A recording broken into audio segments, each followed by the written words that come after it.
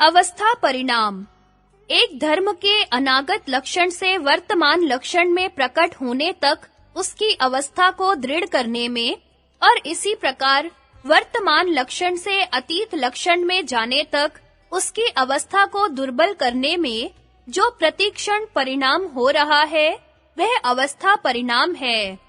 निरोध समाधि के भंग तक जो निरोध संस्कार के प्रतिक्षण दृढ़ और उसके पश्चात उनका दुर्बल होते हुए प्रशांत प्रवाह का बहना है, वह उनका अवस्था परिणाम है।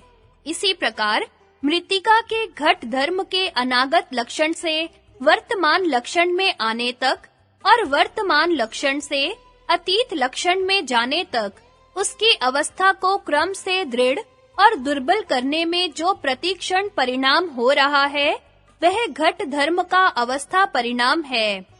वर्तमान लक्षण वाले नील आदि विषय के आलोचन रूप धर्म का अस्फुटता रूप अवस्था परिणाम है।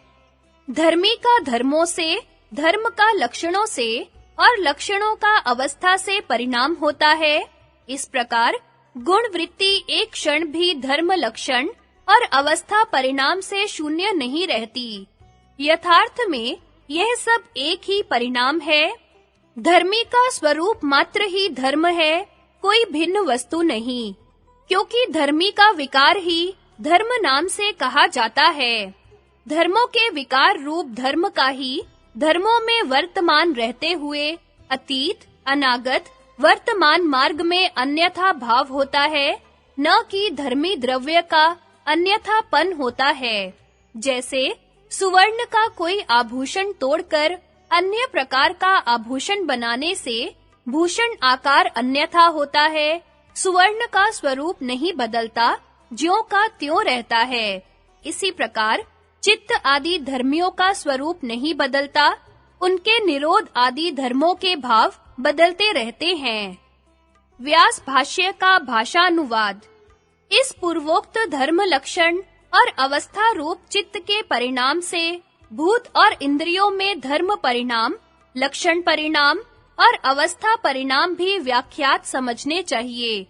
उनमें धर्मी में व्युत्थान और निरोध धर्मों का अभिभाव और प्रादुर्भाव धर्म परिणाम है।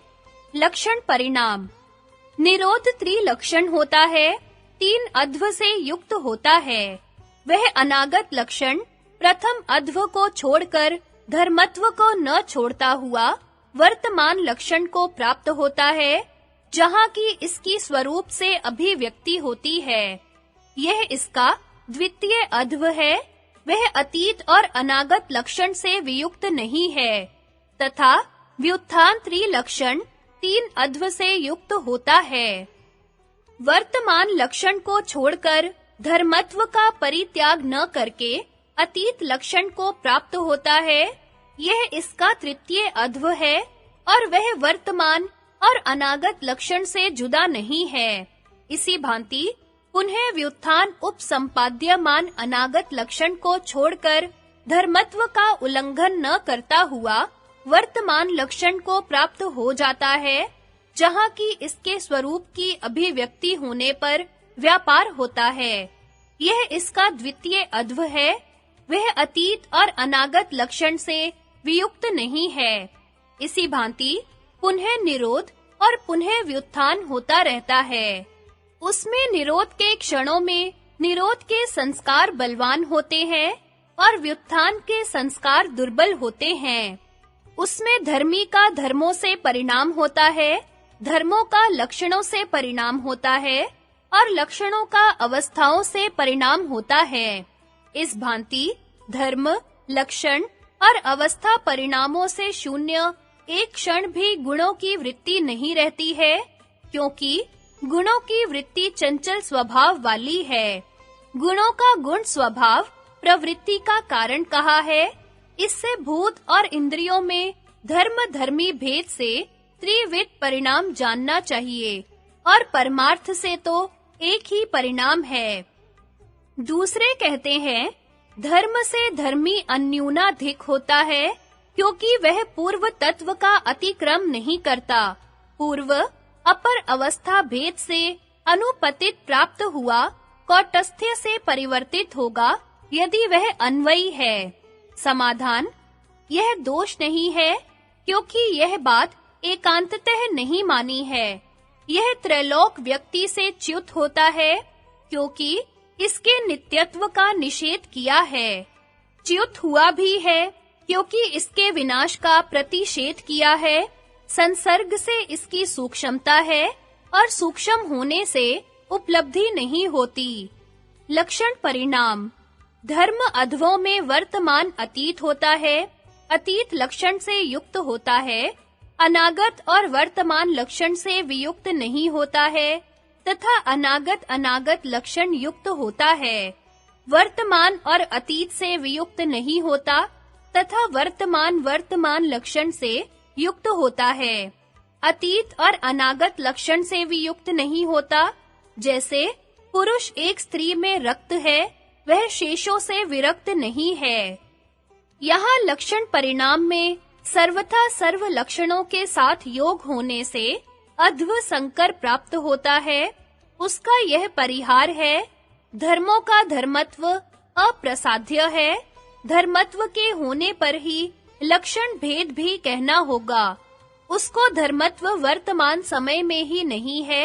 इस भांति ही चित्त राग धर्म वाला नहीं होगा, क्योंकि क्रोध के समय राग समुदाचार नहीं है। और भी तीनों लक्षणों का एक साथ एक व्यक्ति में संभव नहीं। क्रम से तो उसके व्यंजक की सहायता से भाव हो सकता है। उक्तम च रूपातिशय और वृत्ति अतिशय परस्पर विरोधी हैं। सामान्य तो अतिशय के साथ रहा करते हैं, इस कारण से संकर दोष नहीं है। जैसे राग का ही कहीं समुदाचार है, इसलिए उस समय अन्यत्र अभाव नहीं है, किंतु केवल सामान्य से समन्वयगत है। अतः उस समय उसका वहां भाव है, तथा लक्षण का भी भाव है। धर्मी त्रिअध्व नहीं होता, धर्म त्रिअध्व हुआ करते हैं। वे धर्म लक्षित और अलक्षित उस अवस्था को प्राप्त हुए अवस्थांतर के कारण अन्यत्व निर्देश किए जाते हैं। जैसे एक रेखा शत स्थान में शत, 10 स्थान में 10 और एक स्थान में एक होती है। जैसे एकत्व होने पर भी एक स्त्री माता कहलाती है, पुत्री कहलाती है, बहन कहलाती है। किस प्रकार की अध्वों के व्यापार से व्यवहित होने से जब धर्म अपने व्यापार को नहीं करता तब अनागत है, जब करता है तब वर्तमान है, और जब करके निवृत्त हो जाता है तब अतीत है। इस प्रकार धर्म और धर्मी, लक्षण और अवस्था इन सबको कूटस्थ मानना पड़ेगा, क्योंकि गुणों के नित्य होने पर भी गुणों के विमर्द विनाश की विचित्रता है।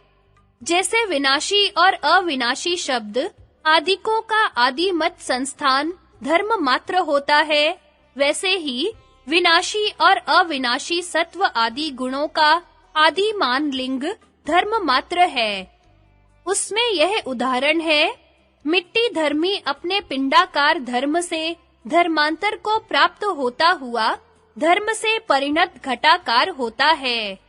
यह घटाकार अनागत लक्षण को छोड़कर वर्तमान लक्षण में आ गया है। यह लक्षण से परिणाम होता है। घट नवीनता और पुराणता का प्रतिक्षण अनुभव करता हुआ अवस्था परिणाम को प्राप्त होता है।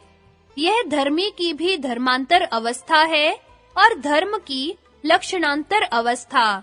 यह एक ही द्रव्य को परिणाम भेद से दिखलाया है। इसी भांति पदार्थांतर में भी योजित कर लेना चाहिए। इसके एक ही परिणाम उन सब विशेषों को व्याप्त कर रहा है। अब यह परिणाम क्या है, इसका उत्तर देते हैं। अवस्थित द्रव्य के पूर्व धर्म की निवृत्ति होने पर धर्मांतर की उत्पत्ति परिणाम है।